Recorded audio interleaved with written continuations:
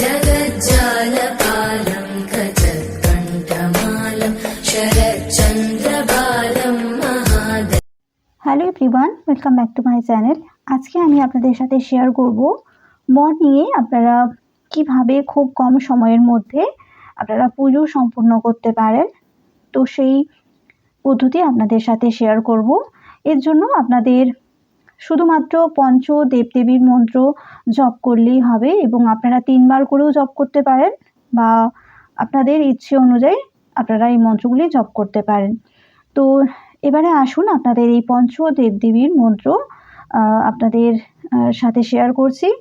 এই পঞ্চ দেবদেবীর পুজো করলেই কিন্তু আপনাদের সম্পূর্ণ পুজো সম্পূর্ণ হয়ে যাবে এবং এর পরেও যদি আপনারা অন্য কোনো দেবদেবীর পুজো করতে চান সেটাও আপনারা করতে পারেন। তবে নিত্য পুজোর জন্য এই পঞ্চ দেবদেবীর পুজো, যেটা খুবই কম সময়ের মধ্যে কিন্তু আপনারা সম্পূর্ণ করতে পারেন, আর সেই পদ্ধতি আজকে আপনাদের সাথে আমি শেয়ার করছি।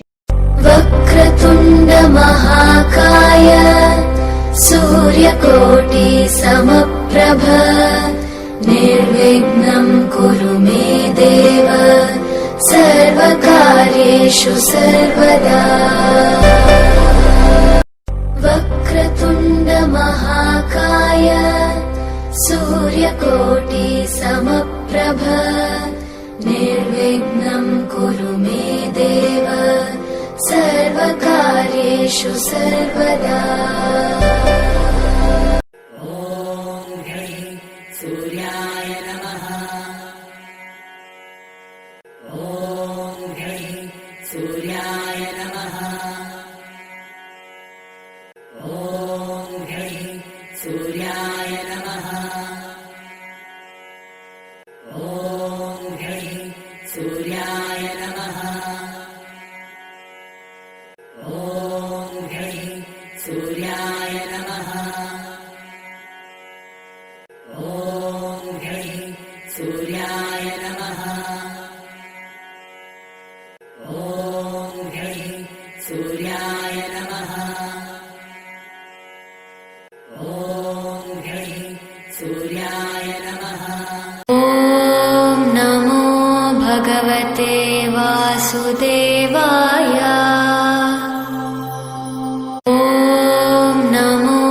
भगवते वासुदेवाय। ॐ नमो भगवते वासुदेवाय। ॐ ॐ दुर्गाय नमः। ॐ ॐ दुर्गाय नमः। ॐ ॐ दुर्गाय नमः। ॐ ॐ दुर्गाय नमः। ॐ ॐ दुर्गाय नमः। ॐ ॐ दुर्गाय नमः। ॐ त्र्यम्बकं यजामहे सुगन्धिं पुष्टिवर्धनम् उर्वारुकमिव वन्दनान् मृत्योर्मुक्षीयमामृतात्। ॐ त्र्यम्बकं यजामहे सुगन्धिं पुष्टिवर्धनम् उर्वारुकमिव वन्दनान् मृत्योर्मुक्षीयमामृतात्।